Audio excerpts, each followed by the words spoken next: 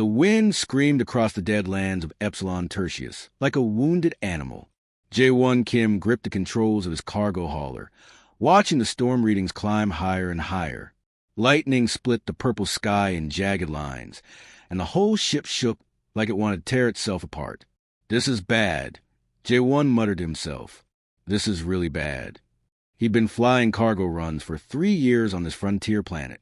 3 years of keeping his head down, doing his job, not getting involved in anything complicated. That's what he wanted. Simple, safe, alone. But the storm didn't care what he wanted. The electrical readings hit critical. If he stayed in the air much longer, his ship would fry. J1's eyes swept the landscape below, searching desperately for shelter. Then he saw them, the old ruins. The abandoned Varani buildings that every human pilot knew to avoid out of respect or fear or both. "Sorry," J1 said to no one, "but I really don't want to die today." He brought the hauler down hard. The landing gear screamed. Metal bent. But he was down and alive, and that's what mattered. The moment he killed the engines, the real fury of the storm hit. Rain like bullets. Wind that could knock a man flat. Thunder so loud it shook his bones. J1 grabbed his emergency pack and ran for the nearest building, his boots splashing through water that was already ankle deep.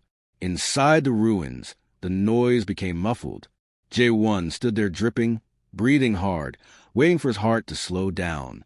The walls around him glowed faintly, Varani technology that still worked after hundreds of years. It was beautiful in a sad way, like a grave that wouldn't quite let go of life. He was just starting to think about setting up a shelter when he heard it. Small, weak, a sound that didn't belong in an empty ruin. A whimper. J1's body moved before his brain caught up. Old training kicking in. He'd been a medic once, before everything went wrong, before his daughter died, before he ran away to this dead-end planet to haul boxes and forget. He found the source in a corner where the ceiling had caved in. A child, not human, Varani, small and fragile-looking, with crystalline skin that should have glowed bright, but was dull and cracked instead. One of her 4 thin arms bent wrong. Her big eyes barely focused on him. "Oh no," J1 whispered. "Oh no, kid." The child made a scared sound, like breaking glass. She tried to crawl away, but didn't have the strength. J1 held up his hands, moving slow. "I'm not going to hurt you. I promise. I'm here to help." He didn't know if she understood his words. Varani spoke their own language, musical and complex. But he kept his voice soft, his movements careful, and slowly the child stopped trying to get away. His medical scanner told him what his eyes already knew. Hypothermia, dehydration, malnutrition, broken bones. Without help, she had maybe a few hours left. And the storm, his scanner showed it would last at least 2 full days. J1 sat back on his heels, his mind racing through options. His ship was dead until the storm passed. The settlement was 15 kilometers away, through the worst weather Epsilon Tertius had ever seen. He had basic medical supplies, but nothing good enough for this. The smart choice was to make her comfortable and wait. Maybe she'd survive. Probably she wouldn't. The smart choice was to save himself. He looked at her face, at the way her small hands reached out for comfort that wasn't there, and he saw another child, his daughter, Hannah, 5 years gone now, dead in a transport accident while he was off-world. He'd spent 5 years running from that memory, telling himself there was nothing he could have done. But here was a child he could help, right here, right now. First rule, J1 said quietly, first do no harm. He opened his medical pack and got to work. 20 minutes later, he'd done what he could, splinted the broken arm, given her water and nutrients, used pain medication that probably worked differently on Varani biology, but was better than nothing. The child, he started thinking of her as Nari, though he had no idea why, made soft chiming sounds that might have been thank you, but the hard part was still coming. J1 fashioned a carrier from his emergency supplies and spare fabric from the ship. The Varani child was lighter than a human kid, which helped, but 15 kilometers in a killer storm was still 15 kilometers in a killer storm. He secured Nari in the carrier against his chest, making sure her injured arm couldn't move. She chirped at him, confused and scared. "We're going for a walk," J1 told her. "It's going to be rough. But I've got you, okay? I'm not letting go." He didn't know if she understood, but when he stepped out into the screaming wind and driving rain, her small hands gripped his jacket tight, and he felt her crystalline body press against his chest, trusting him completely. The settlement was 15 kilometers away. His body was already tired. The storm wanted to kill them both.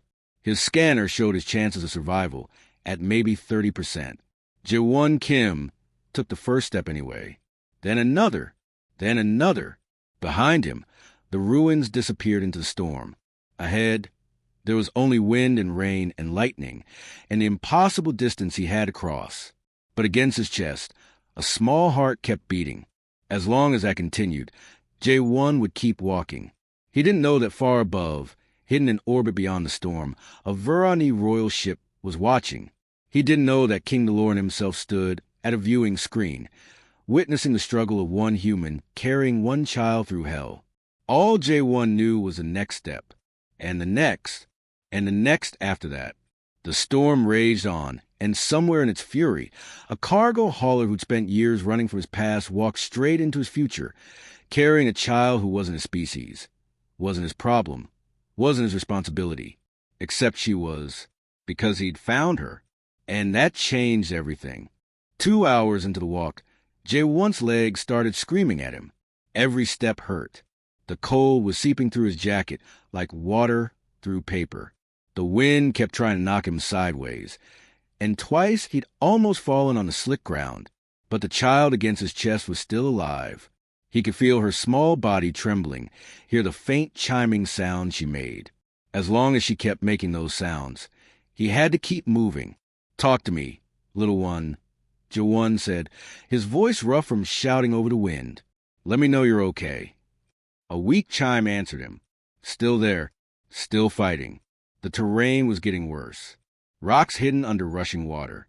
Slopes that turned into mudslides. Lightning that struck so close Jae-won could smell the ozone, feel his hair stand up with static electricity.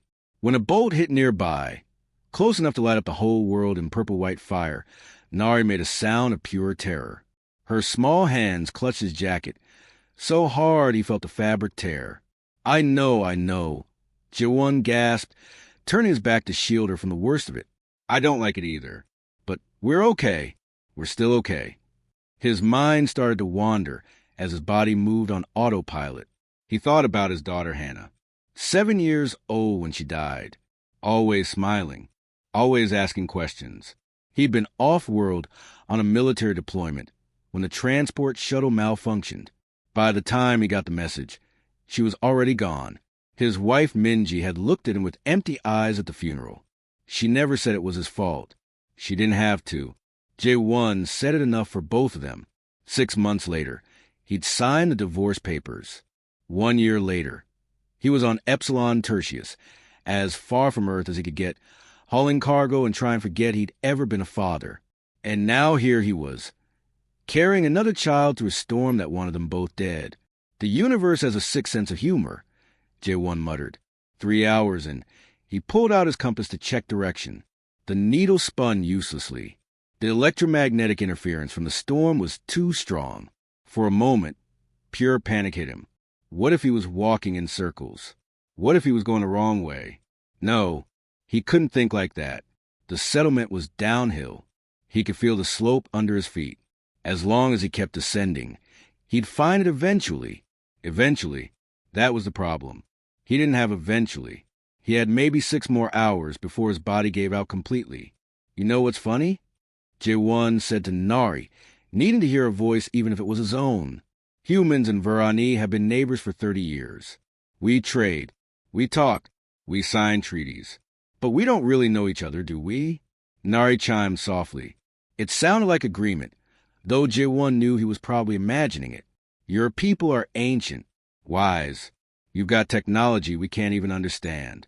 And my people, we're loud and messy and we expand too fast. I get why some Verani don't like us much." He stumbled over a hidden rock, barely caught himself.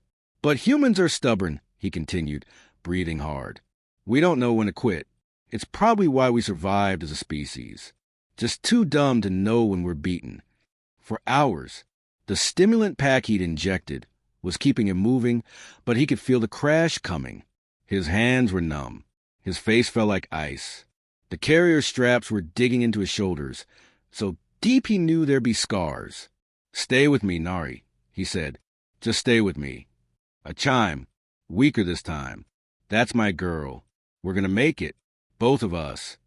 He didn't believe it, but he said it anyway. 5 hours in, J1 started seeing things. His old medical unit walking beside him. His mother, dead 20 years now, smiling at him from the rain.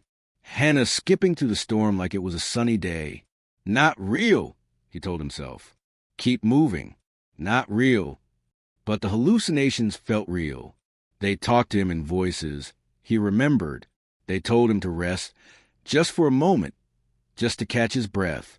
"No," J1 said out loud. "If I stop, I don't get back up. Keep moving." The ghost of his old sergeant, Dohayan, seemed to nod approval. That was good enough. 6 hours. Through the rain and exhaustion, J1 could see lights. Blurry and distant, but real. The settlement, less than 2 kilometers away. So close, his legs gave out. 1 second he was walking. The next he was on his knees in the mud. He tried to stand. Failed. Tried again. Failed again. "Get up," he told himself. "Get up, you coward. Get up." His body wouldn't listen. The cold was spreading from his limbs to his core. The warmth that followed wasn't comfort.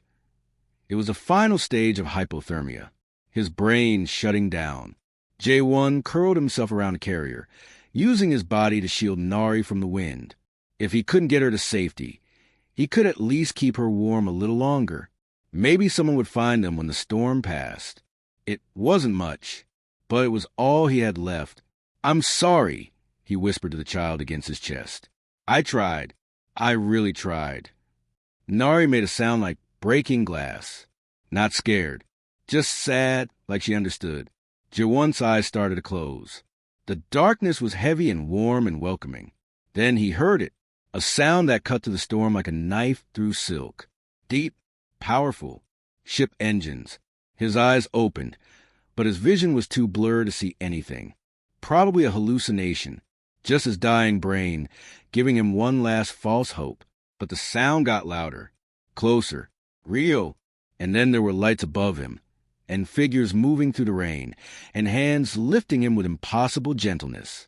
The last thing J1 saw before consciousness left him was a face that glowed like starlight, crystalline, beautiful, ancient and kind, a Varani, but bigger than any he'd seen before, wearing something that looked like a crown made of living light. "You have done well, human," a voice said in perfect Korean, resonant and deep. "Rest now. You are safe. The child is safe. You have shown us what we had forgotten." J1 wanted to ask what that meant, but the darkness pulled him down, and he fell into it without fear.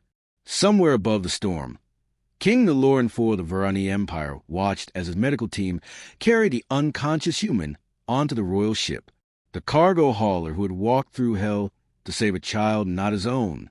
The king's advisor stood silent, awed by what they'd witnessed. "Broadcast this to all our worlds," King Naloran commanded.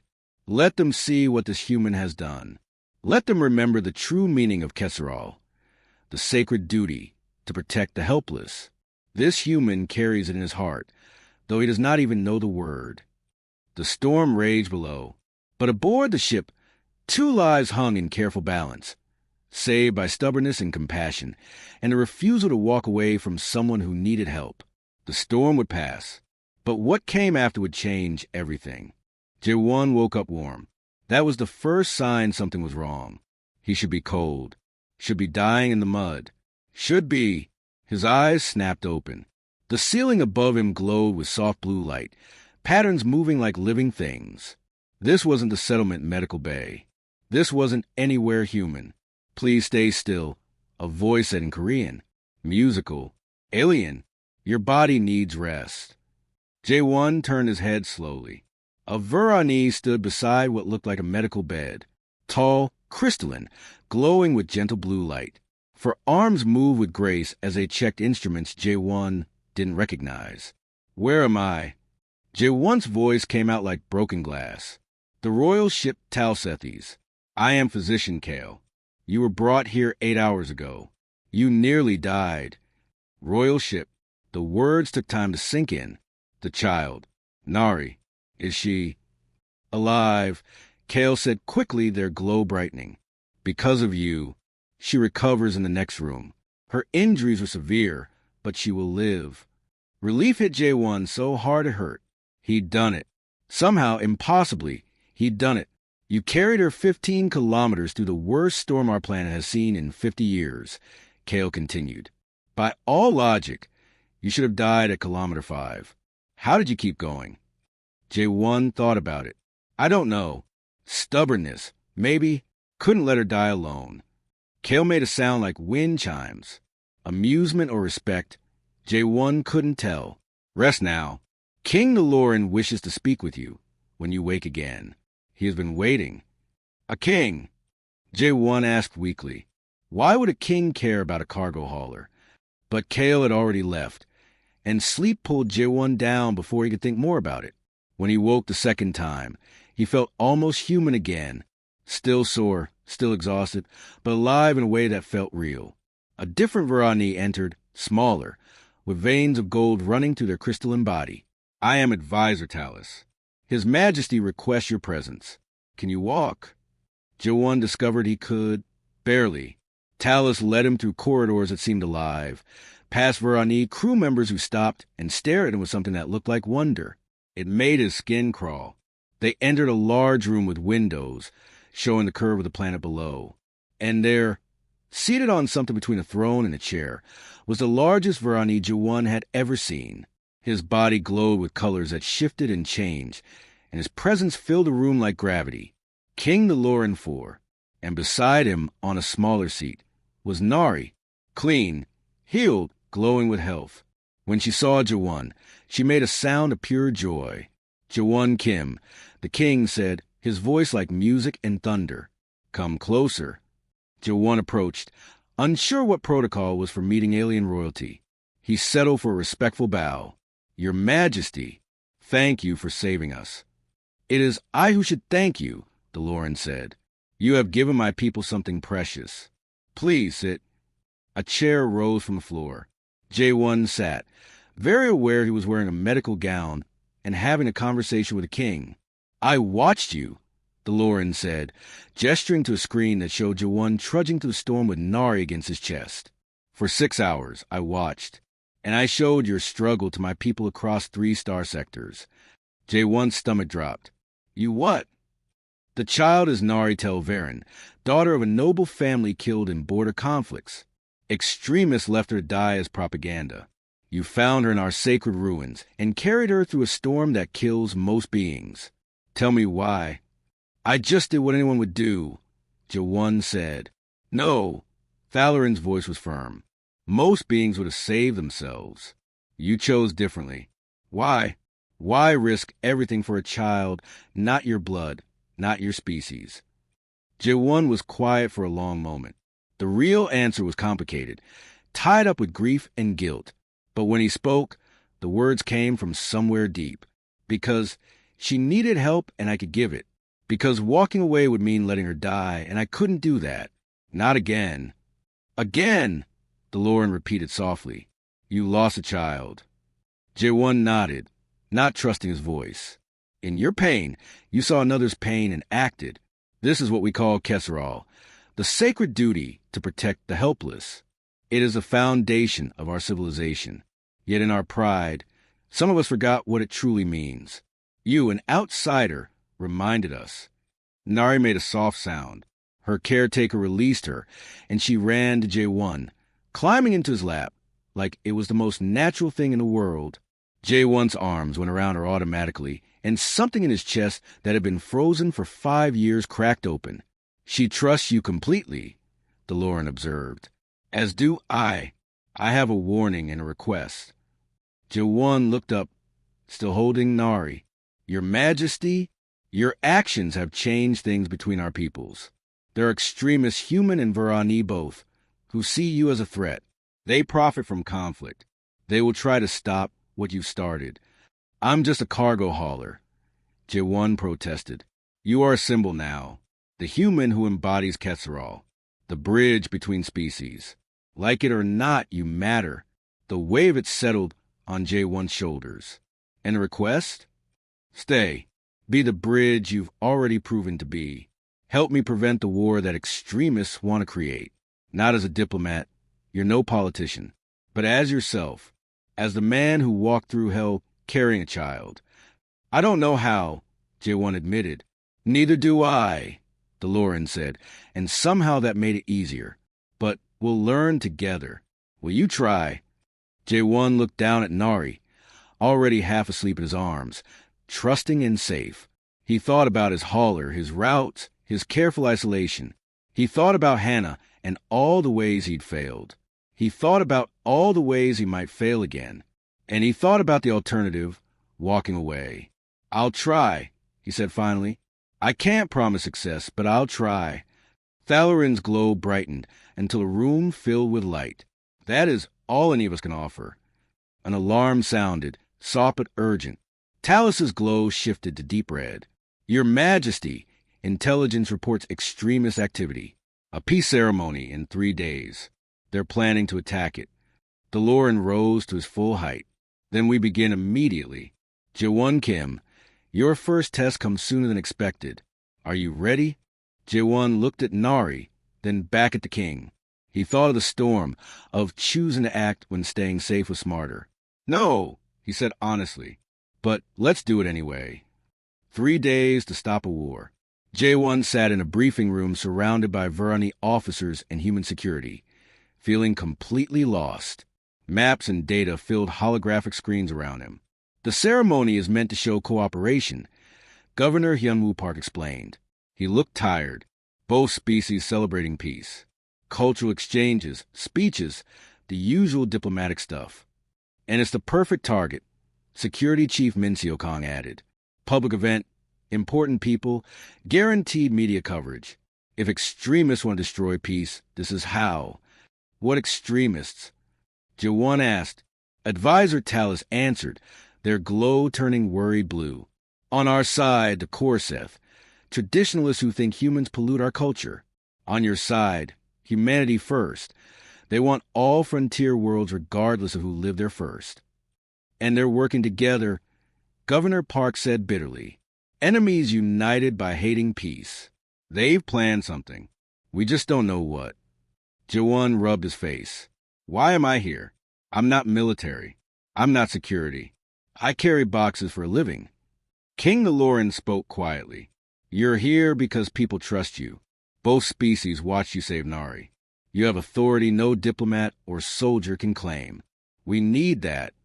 What His Majesty means, Minseo said bluntly, is you're the only one both sides might actually listen to. For 2 days, Jaewon did something he never expected.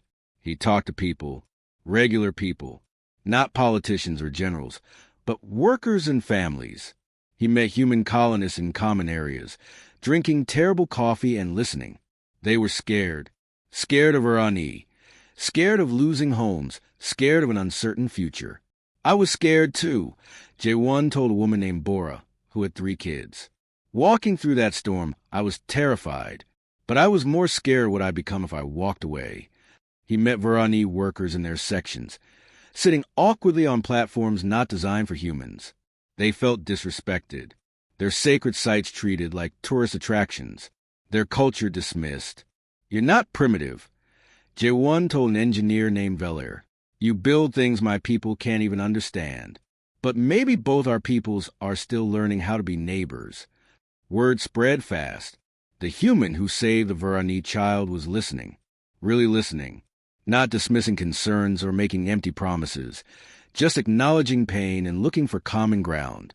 People started seeking him out. At first just a few, then dozens, humans and Varani who wanted someone to hear them. On the second day, something happened that changed everything. A human construction worker named Juno and a Varani builder named Thex got into a fight at a work site. It was about to turn violent when J1 arrived, brought there by worried workers. "Stop," J1 shouted, stepping between them. "Both of you, just stop." "This isn't your business," Juno growled, but he stepped back. "Everything between our peoples is my business now," J1 said firmly. "So talk to me. What's the problem?" It took an hour, but J1 got the truth. A building foundation had been placed over a Verani historical site. Juno hadn't known. Thex assumed it was deliberate disrespect, a misunderstanding turning into hatred. "Move the foundation," J1 said simply. "Juno, your company can absorb the cost. Thex, help them understand which sites are sacred, so this doesn't happen again. And both of you, have a drink together. You're solving problems, not creating them." They did, and everyone heard about it. By the third day, something unexpected had grown. A network of humans and Verani actually talking to each other. Not official, not organized, but real. "You're good at this," Mencio said, watching J1 mediate another dispute. "I'm terrified every second," J1 admitted. "That's probably why it works." The night before the ceremony, J1 couldn't sleep. He found himself staring out at the planet below. Nari found him there with her caretaker. "Can she stay?" J1 asked. "Just for a bit?" The caretaker nodded and left. Nari climbed into his lap, like always. "Tomorrow big," she said carefully in Korean. "Scary." "Yeah," J1 admitted.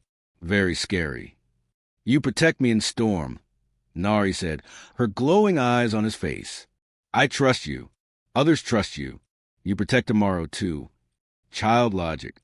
Simple and absolute, but it steadied something in J1. "I'll try, little one. I promise." The ceremony began at noon, a plaza decorated with symbols from both cultures. Hundreds of people, humans and Verani mixing in ways that seemed impossible a week ago. Security everywhere. Governor Park spoke about cooperation. King Naloran spoke about shared futures. All very careful and diplomatic. Then J1 saw it. A human in maintenance clothes moving wrong toward the stage. A Verani in the crowd whose glow pattern was too controlled, too steady. On a roof, a glint of metal that security had missed.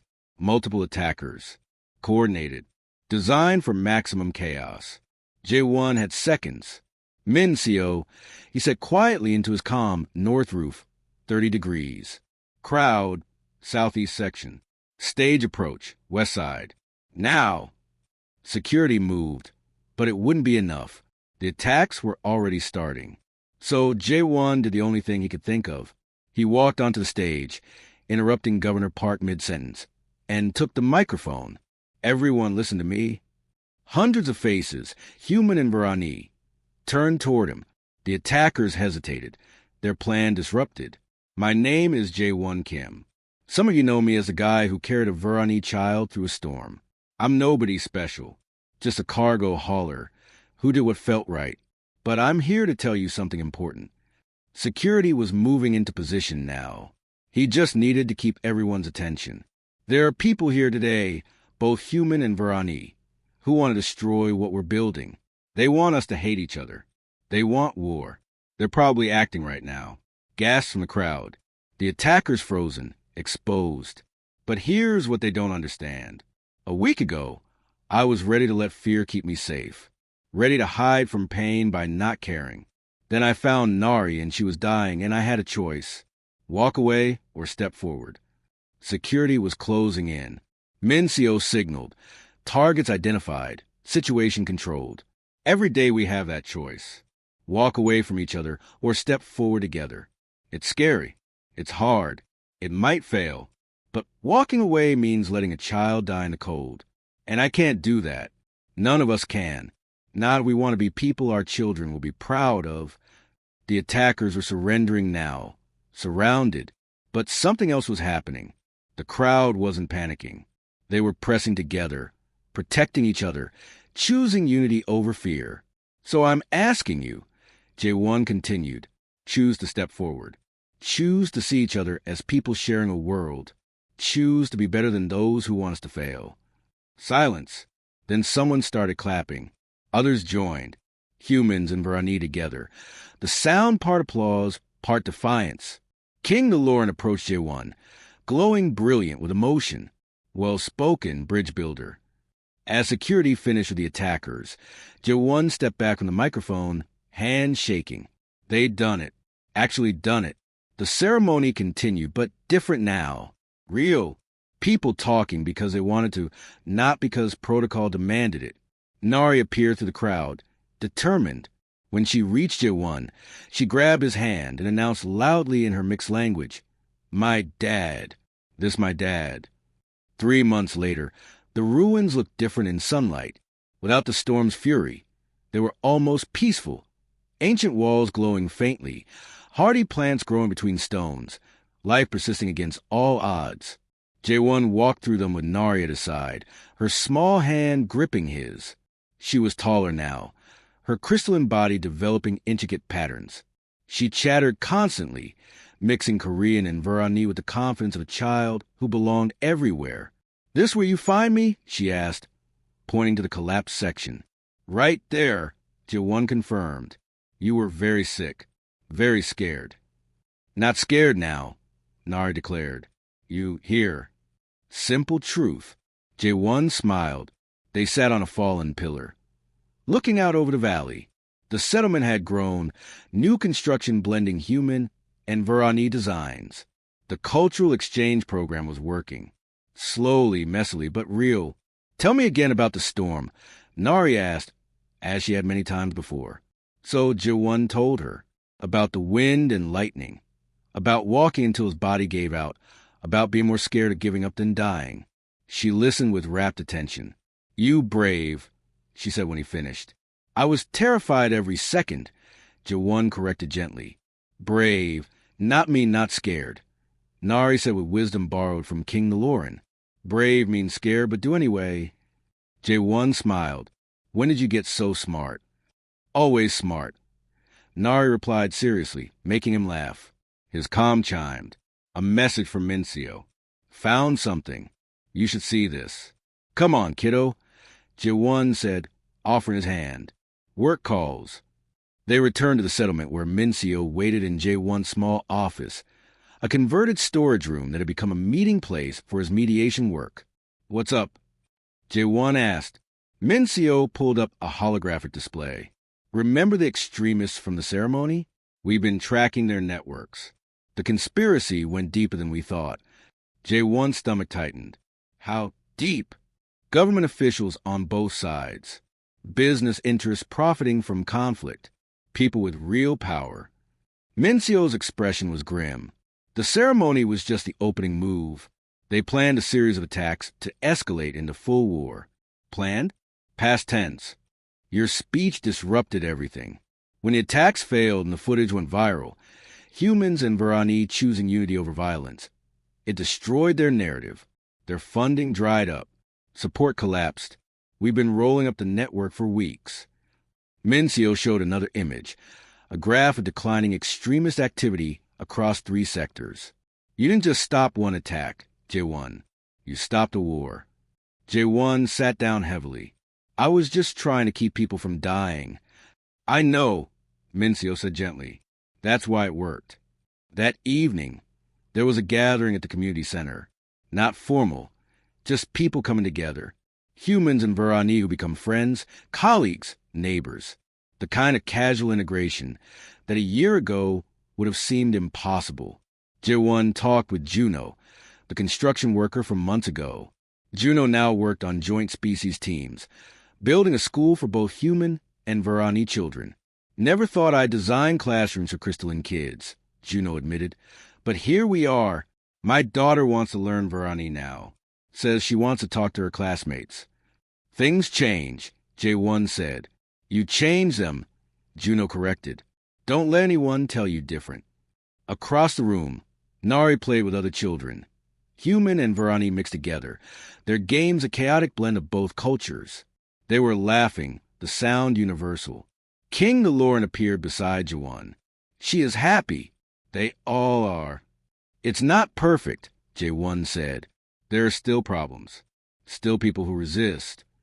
Perfection is not the goal, DeLorean replied. Progress is, and we have made more in 3 months than in 30 years. Because one cargo hauler refused to walk away from a dying child. I had help, J1 said. You had stubbornness, DeLorean corrected with amusement. Very human, very effective. They stood in comfortable silence, watching the mingling crowd. Then DeLorean spoke again, more seriously. I have been thinking about Quetzalcoatl. For centuries, we taught it as a philosophical principle. Beautiful words about duty and compassion. But it had become abstract, something to discuss, not something to live. And, J1 prompted, and you showed us the difference. You did not know the word. You did not know our philosophy. You simply saw a child who needed help and acted. No grand speeches. No philosophical debate. Just action born from simple human decency. Thalarin's glow shifted to warm gold. My people needed that reminder. Perhaps all civilizations do, from time to time. We become so focused on being right that we forget to be good. I'm not a philosopher, J1 said uncomfortably. No, you are something better. You are an example. Nari ran over, dragging a human girl about her age. Dad, this is Sumi. She teaching me Earth games. Sumi waved shyly. Hi, Mr. Kim. Nari's teaching me Varani singing. It's really pretty. That's wonderful, J1 said, his heart swelling. You two having fun? So much fun, both girls said together, then ran off laughing. DeLorean watched them go. The next generation will not have our fears. They will simply have each other. That is the future you helped create. Later, after the gathering ended and Nari was tucked into bed in their small apartment, human furniture adapted for Varani physiology, J1 stood at the window, looking at the stars. His comm chimed. A message from Minji, his ex-wife on Earth. They'd reconnected recently, carefully rebuilding a friendship from the ruins of their marriage. The message was simple. Saw the news coverage. Hannah will be proud of you. I'm proud of you, too.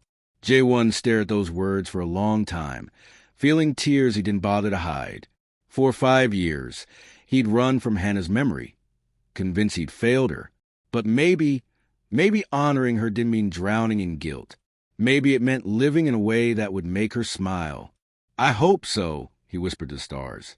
I really hope so. Behind him, Nari stirred in her sleep, making soft chiming sounds. Safe, loved, alive because one man chose to walk through a storm instead of staying safe. The next morning, J1 woke to find Nari already up, drawing pictures with crayons. A human habit she'd adopted enthusiastically. Her artwork was scattered across the table. What are you making? J1 asked. Our family, Nari said proudly, holding up a picture. Stick figures, one human, one Varani, holding hands under a sun that was probably too large but perfectly bright. J1 picked her up, holding her close. That's beautiful, sweetheart, just like you. His comm signaled an incoming call. King DeLorean.